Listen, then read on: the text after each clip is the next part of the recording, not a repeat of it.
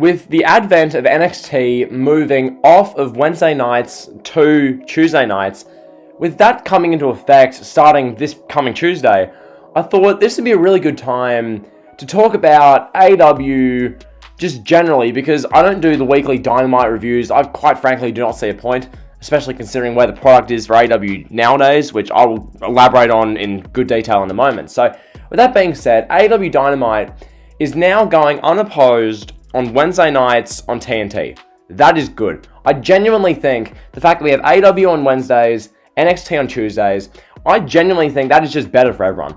We don't have to have diehard wrestling fans having to watch one show and they can't enjoy the other show live, or they're watching two shows at once and you can barely comprehend what's happening on either because your eyeballs and your attention can't focus on one exclusive. Like, it's better for everyone that there's the shows on Tuesday and Wednesday respectively. That is a big W. So I want to say that. Now, when it comes to AEW and viewership, because this seems to be such a big talking point in the community. This is always something which I see people bickering about. Twitter, if you mention AEW and viewership on Twitter, people will just flood your mentions, whether that's the pro AEW, how dare you say anything bad about AEW, they haven't even hit their prime yet, you wait till AEW hit their prime. There's those types of people. You have the people who are just, I hope AEW dies, burns, and rots in hell. Quite frankly, I don't, if you're saying that, just please just don't. Like, AEW, don't need to be that toxic. So that is the two, really contrasting, polar opposite, one side of the other perspectives you see on just generally in the community about AEW and like their viewership and everything. But what I want to do is what I've done in my AEW, my Brutally Honest Thoughts video, and in my the truth about Tony Khan video. I want to give this a down the line, down the middle, call it as objectively as I see it point of view, because you guys tend to enjoy that. You guys have enjoyed that in those videos I've done, and this video is going to be no different. So without further ado, enough mumbo jumbo. The main point I want to make in this video is that AEW has changed. Okay, AEW, some people haven't really, I haven't really heard this said much on video. So in that regard, I want to do this video to really say this, get this out there, gather opinions on just this general sentiment. But AEW has changed a lot. Now, how much of this was the pandemic? The pandemic is something that cannot at all be ignored when it comes to the life and times of AEW. When it comes to AEW, they were going along with a lot of momentum in late 2019, the first couple months of 2020. They had genuinely really good momentum. And quite frankly, I can analyze that as to why. Late 2019, early 2020 AEW, the storylines were simple and easy to follow. Chris Jericho is the guy who everyone knows. He's the godfather, the face of the promotion. He has a stable called the Inner Circle. Oh, here's Cody. He has these friends called the Elite. Cody is a guy who pretty much everyone knows. Oh, we're going to have Jericho versus Cody. Mainstream people know Cody and Jericho. Disenfranchised WWE fans know Cody and Jericho. The wrestling world knows Cody and Jericho. We don't have to watch 17 episodes of Being the Elite, AEW Dark Elevation, Impact Wrestling, Don Callis' YouTube channel, New Japan. We don't have to watch all of that stuff to know Jericho and Cody, and when they have all this feud and whatnot, it's easy to understand. That's just one example. I look at something like Cody and MJF, a very easy to follow, gripping storyline. A storyline where MJF wronged Cody. He cost Cody the world title match, kicked him in the balls. And from there, you had Cody desperate to get to MJF. MJF was being a little rat of a heel, avoiding Cody at all costs, making Cody have the steel cage match versus Wardlow, take the lashings, all of this stuff. Like, there was a really compelling, easy to follow storyline between two characters who had genuine appeal, genuine interest and a reason to care about. And you didn't have to watch this, and this to understand the storyline. That's just one example. Then I look at something, this is the best example I can give. Moxley and Omega. Ironically, these two guys were feuding in late 2019. In late 2019, the whole story, essentially, to really wrap it up in a nutshell, the whole Moxley and Omega story leading up to Full Gear in that time period was essentially Jon Moxley is this crazy, unhinged guy, formerly Dean Ambrose in WWE, who you all know. that's him. Now he's this Jon Moxley version of himself, and he's having a real issue with this Kenny Omega guy who is world famous thanks to Japan, and it's interesting to see what Omega's going to do in the US. That was the whole feud. Moxley and Omega want to beat the crap out of each other because they both have big names and like big kind of egos going with them. That was what they were doing. So you had all of those big things. Jericho versus Cody for the world title. Cody versus MJF in a personal storyline. Moxley versus Omega in a very easy to follow, let's watch these guys beat the crap out of each other storyline. You had these hot crowds of a couple of thousand people at the shows. Granted, that was what the world was like back then. You can't really do that now, just having these fans in close arenas. But the fact of the matter is, objectively, that's what was happening. So you had all of that going with it, along with the whole AEW is the new promotion, this is the honeymoon phase, they can barely do any wrong. Like, that was what was going on. So you take all those things into consideration, pandemic hits. Now, AEW pre-pandemic, January, February, beginning of March 2020, they were sensational. AEW in that time period was hitting on all cylinders. Jericho's cruise ship, Bash at the Beach, like you name it. They were doing like these fun little exhibitions, like special TV event shows, you guys know what I mean? They were doing that. The February Dynamites were damn good. They had moments you remember. Cody's moonsault in the cage. Cody taking the lashings. You had Kenny Omega versus Park in a 30-minute Iron Man match. Dynamite was clicking.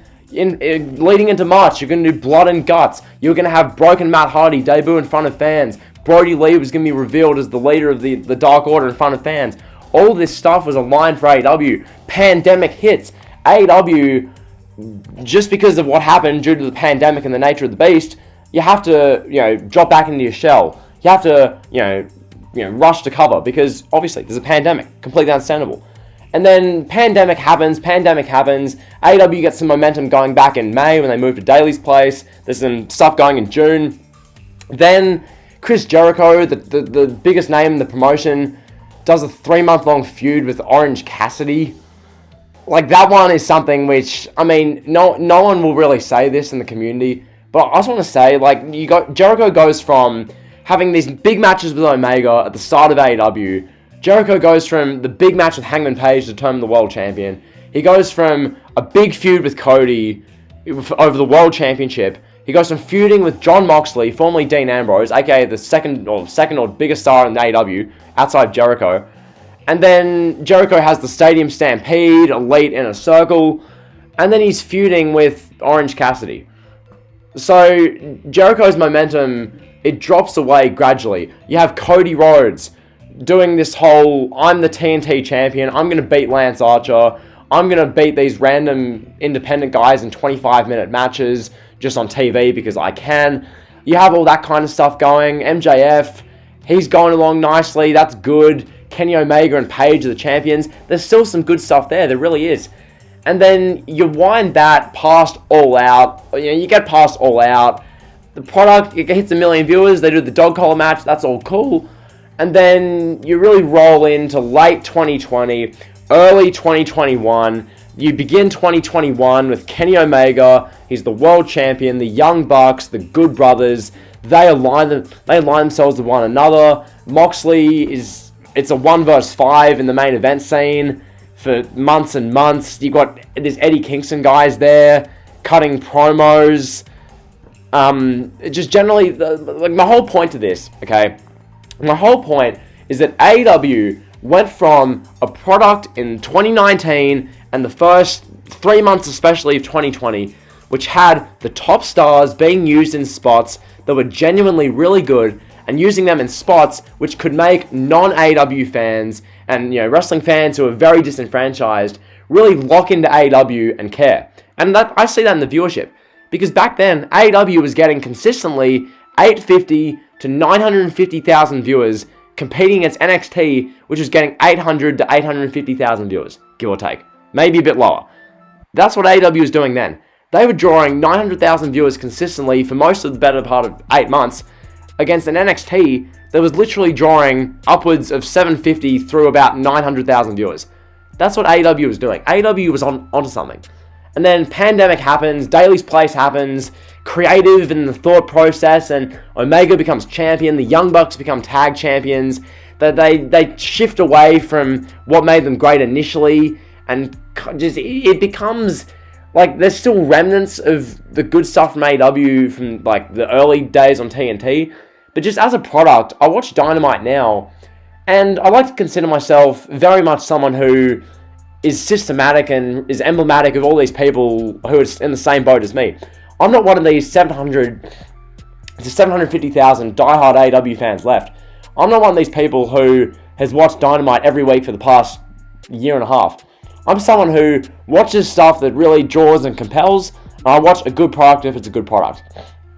With AEW, I see a show which it's moved away from what made it cool, like super cool, must-see and interesting when it moved to TNT, and it's become this show where you need to have seen every episode, or most episodes of Being the Elite to find the humor in the main event scene funny.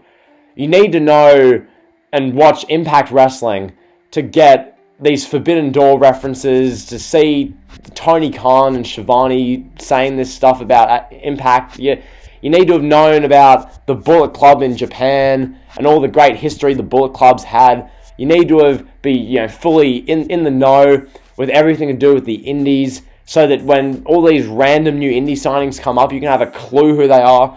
Because AEW keep bringing in all these random teams. They bring in Bear Country. They bring in, like, Bear Country is just like the most recent example. Like, they bring in all these guys. Like, they have the guy who Darby Allin had the match with, the TNT title. They bring in these just random guys who, if you don't follow the indies, you're not going to have a clue who they are. You have this main event scene, which is literally Moxley versus Omega still, which is cool. But it's not the Moxley-Omega storyline that was so great at the end of 2019. It's not. This is Dean Ambrose from WWE being unhinged and beating up the biggest star from indie wrestling. It's not that anymore. Now it's a convoluted storyline where Matt Jackson will walk out onto the stage one week, look at Omega, walk backstage, and that's supposed to be some cataclysmic, world-shifting moment where the stars are aligning and long-term storytelling is at its most beautiful. And then the next week, Matt and Nick Jackson are aligning with Moxley, even though 2 months before, Matt and Nick Jackson were best friends with Omega, and they were having the Good Brothers, and they were all by each other's side. And then you've got Omega and the Good Brothers having these matches and cutting promos on Impact Wrestling, and 40,000 people are watching it. And meanwhile, all the while with all of this, you've got this Tony Khan's Toy Box thing, where Tony Khan, he's gone out and got Christian Cage, he's got out and got Big Show, he's signing these random ex-WWE guys, Miro, like just all these randoms, and there's no real spot for them that really clicks and works to what they're trying to do. Because back in the early days of AEW and the early TNT days, it was pretty damn obvious. You had Jericho, you had Cody, you had Moxley, and then you've got this Omega guy who's the biggest star from Japan, and you've got this tag team, the Young Bucks, who people know, generally, and you've got this MJF guy who's a young star. It was pretty obvious as to the roles of the company. Nowadays, it's, the Bullet Club 2.0 or a rehash of that here. You've got Moxley, who's still Moxley. Jericho's been involved in a 7-month-long Inner Circle MJF storyline. Okay. And you've got, Sting's coming out doing interviews with Tony Schiavone every week. You've got Adam Page, who was supposed to be the, oh my god, he's going to beat Omega for the world title now. He's having matches with Max Caster on Dynamite. He's feuding with Matt Hardy over the first quarter earnings. He's drinking a little, but not really as much. He's in the Dark Order, but kind of like... It's just my general sentiment, okay? To wrap this thing up in a nice elitist-shaped bow, to wrap this up, AEW Dynamite a year and a half ago, genuinely did have a spark and a magic to it. It had a feel to it where people like me, who aren't the die-hard indie lovers, and people who don't just love All Elite Wrestling, just generally speaking, could watch the show, be genuinely really entertained, and really enjoy what they're watching. Then pandemic happens, there becomes like a shift in who they're pushing and the creative and what they're doing. It becomes, here's another guy from, here's a talent from NWA who you might but probably won't know. Here's a guy from Impact who you might have never heard of, here he is. here's a talent from PQX Wrestling in North Carolina. Like, they bring in just random talents. The main event scene's so much more convoluted. And at the end of the day, that hasn't helped their viewership, okay? That hasn't done anything for them, because as I said, AEW was getting 900 to 950,000 viewers consistently, week in, week out, as NXT was getting 850 to 900,000 viewers themselves. Now, AEW is getting 700, low 750s, like those type of numbers. NXT has been getting 550 to 600. And even when they bring in Shaquille O'Neal to wrestle a match, yes, Shaquille O'Neal wrestles a match, they only bring in 170,000 new viewers. Because they usually have 750,000 viewers who watch them every week, and they brought in 170,000 viewers to watch Shaq wrestle. That's diabolical. Something's up there, just generally speaking. So, the main point in this video, AEW has changed, the product has shifted a lot. Will the ratings in the move to exclusively no competition on Wednesday nights, will that, be affected by AEW's product change? Because I guarantee you, if this happened, if NXT moved off of Wednesday nights back a year ago, and we had those shows at the beginning of 2020 for AEW, we had those shows when NXT wasn't competing against them, AEW would have been getting 1.1, 1.2 million viewers. No debate in my mind. Those shows were genuinely entertaining. Like, those shows were genuinely, that they draw you in as someone who wasn't a diehard AEW fan. But the shows now, they don't do that. The shows now, they don't draw in these non-AEW fans for any length of time. Because what they're doing just isn't, it doesn't feel as made for the non-AEW fans anymore. It just feels like, oh, well, we're going to cater to the people who watch every episode of BTE, every Impact, they've watched every New Japan pay-per-view in the last 5 years. These people love Don Callis. These people loved Eddie Kingston, love the long-term storytelling, and they've changed their identity. The fabric of AEW's identity has shifted. And AEW for life fans will always love that. And hats off to them, hats off to you. That's awesome. But to the people who just want to watch general wrestling and want to watch wrestlers they know like Jericho, Moxley, Cody, MJF, these types, in storylines that feel fresh and exciting, it doesn't feel the same.